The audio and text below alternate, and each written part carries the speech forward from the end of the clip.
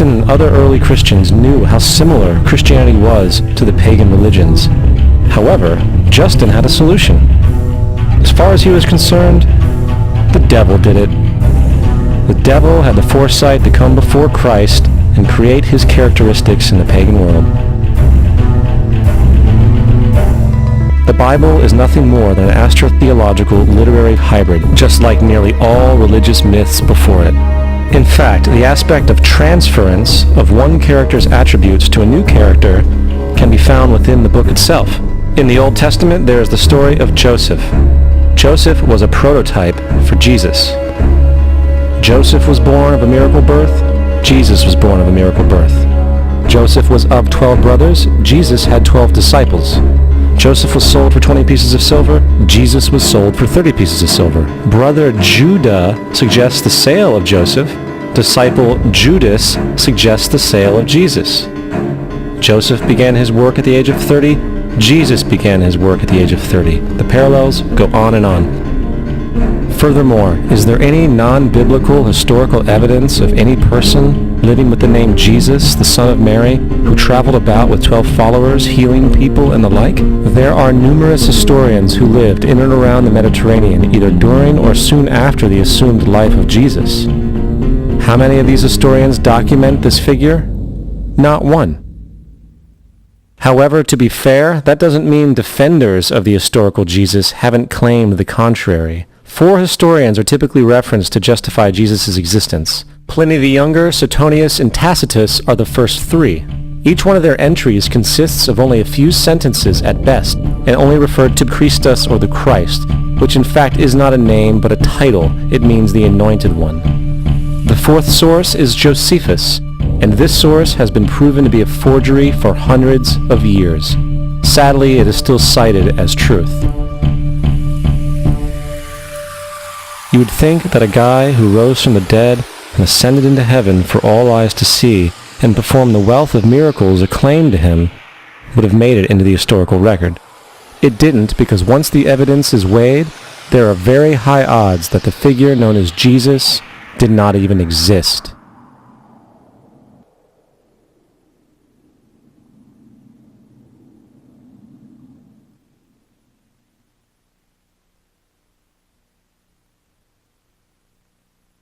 We don't want to be unkind, but we want to be factual. We don't want to cause hurt feelings, but we want to be academically correct in what we understand and know to be true. Christianity just is not based on truth. We find that Christianity was in fact nothing more than a Roman story, developed politically. The reality is, Jesus was the solar deity of the Gnostic Christian sect, and like all other pagan gods, he was a mythical figure. It was the political establishment that sought to historize the Jesus figure for social control. By 325 AD in Rome, Emperor Constantine convened the Council of Nicaea. It was during this meeting that the politically motivated Christian doctrines were established, and thus began a long history of Christian bloodshed and spiritual fraud. And for the next 1600 years, the Vatican maintained a political stranglehold on all of Europe, leading to such joyous periods as the Dark Ages, along with enlightening events such as the Crusades and the Inquisition.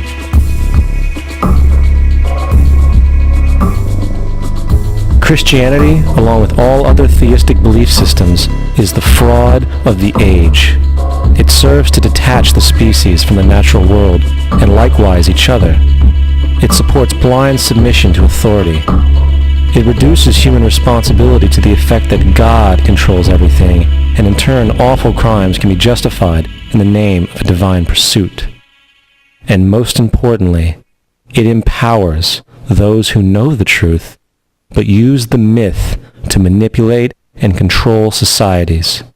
The religious myth is the most powerful device ever created and serves as the psychological soil upon which other myths can flourish.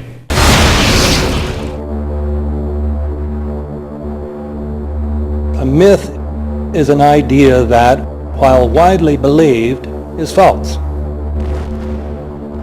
In a deeper sense, in the religious sense, a myth serves as an orienting and mobilizing story for a people. The focus is not on the story's relation to reality, but on its function.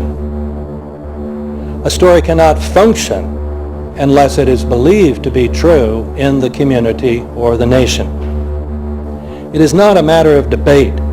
If some people have the bad taste to raise the question of the truth of the sacred story, the keepers of the faith do not enter into debate with them. They ignore them or denounce them as blasphemers. It is wrong, blasphemous, and sinful for you to suggest, imply, or help other people come to the conclusion that the U.S. government killed 3,000 of its own citizens.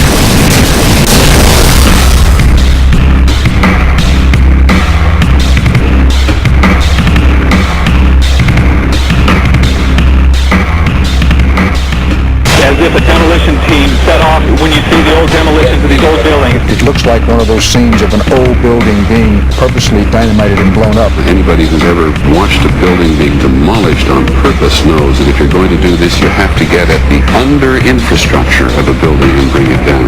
The way the structure is collapsing, this was the result of something that was planned. It's not accidental that the first tower just happened to collapse and then the second tower just happened to collapse in exactly the same way.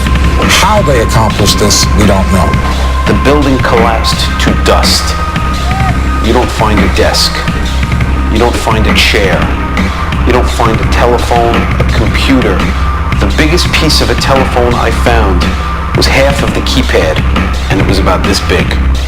What happened to the concrete? The concrete was pulverized from river to river. There was dust powder 2-3 inches thick. The concrete was just pulverized. In addition to those pictures we've